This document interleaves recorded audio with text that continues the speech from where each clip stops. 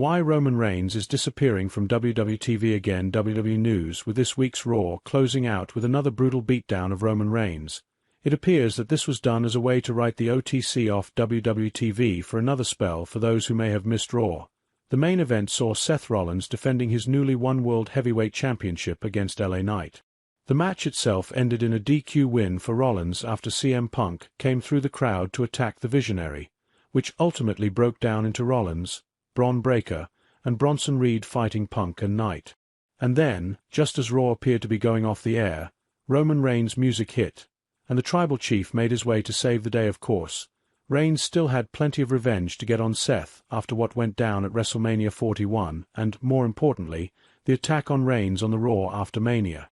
Then there was the sight of Roman being laid out by Breaker and Reed group on the go-home Raw before SummerSlam. While Roman Reigns and Jey may have picked up a win over the Bronbrons at SummerSlam, the issues between Roman and the newly crowned Vision faction are clearly far from over. However, rather than Roman taking out the heels and standing tall on Raw, the Vision turned the tables and brutalized Reigns.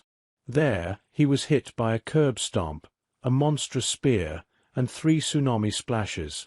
As Raw went off the air, we had the visual of Rollins' group posing in the middle of the ring, as the bodies of Roman Reigns, CM Punk, and LA Knight were laid out on the mat.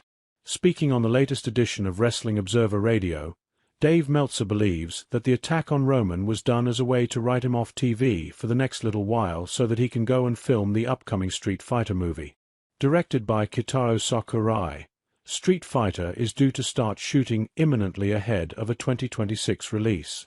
The latest adaptation of the classic video game series, Roman Reigns will play Akuma in the movie, with WWE's Cody Rhodes on board as Guile.